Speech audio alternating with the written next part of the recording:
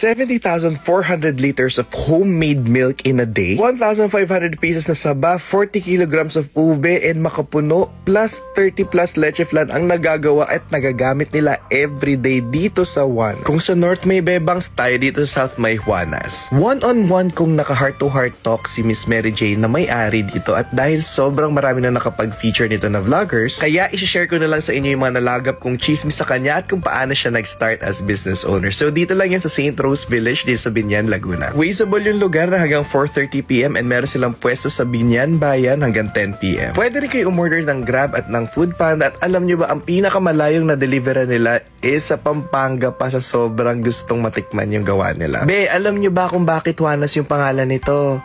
Ang dahilan kasi ayaw ni Mary Jane yung pangalan niyang Mary Jane. Parang lahat ng username niya daw nung bata is talagang juanas@yahoo.com at gmail.com. Ganun talaga ang gusto niya maging pangalan. Kaya sabi man lang niya, hindi man lang maiba sa birth certificate, at least may tumatawag sa kanya ng Juanas, kasi akala na ibang tao Juanas talaga yung pangalan ng may-ari. Bakit sila kakaiba sa lahat? Dahil sila mismo ang gumagawa ng gatas nila. May sariling mixture yan, at ang nakakaalam lang ng recipe is si Ate Mary Jane at ang asawa niya. Yes, dalawa lang silang nakakaalam ng secret recipe na yan. So sobrang nakaka-addict yung gatas nila. Alam niyo ba guys, may customer silang laging nagti-take out daw nito everyday sa kanila. For 40 pesos kasi pwede mo nang bilhin yung gatas na yan, nakalagay na doon sa maliit na lalagyan. Kahit naman siguro ako malapit at accessible sa kila, aaraw-arawin ko talaga yung bili dyan. Diabetes worthy. Balik sanggol yarn. And ito pa, lahat ng nilalagay nilang sangkap dyan sa halo-halo na yan is sila mismo ang gumagawa, and tulungan sila buong pamilya. Per cup is a made of love, kaya sobrang generous at sobrang dami nila magbigay. Literal na purong-purong gatas at purong-purong toppings na may konting-konting yelo tong halong-halo nila. So quick story time, nagsimula siya nung pandemic pa as a reseller or wholesaler ng mga iba't ibang mga desserts online, ng leche flan, ube halaya. May katulad lang natin siya na nangarap para sa pamilya, para magkaroon ng extra income para sa mas magandang future. Yung living example tulad nating lahat na gagawin ng lahat para sa pamilya. And then one day, around 2022, naisipan niya maghalo-halo. Tapos, nagsimula sila sa parang table.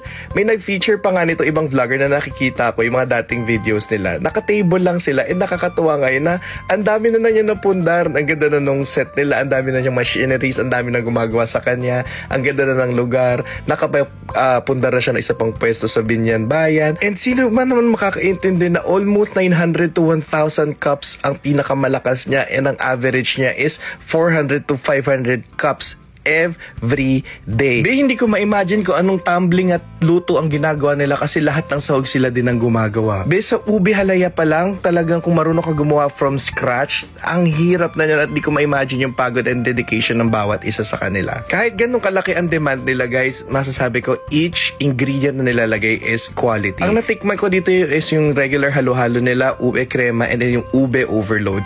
Yung ube overload talaga is something that I'm highly recommending if mapapadaan kayo, dahil hindi talaga tinipid sa ingredients. So nagkaiyak kami dyan, kasi parehas kami nakaka-relate na may bagay na binigay sa amin na medyo kine-question namin bakit namin deserve to, anong ginawa namin. But yun nga, na-realize kong sobrang humble and sobrang bait ni Miss Mary Jane, kaya nasa kanya tong negosyong ito. Yun, kaya na rin nila mag-cater sa mga iba't ibang events and gatherings. Nakakatuwa, no? So yeah!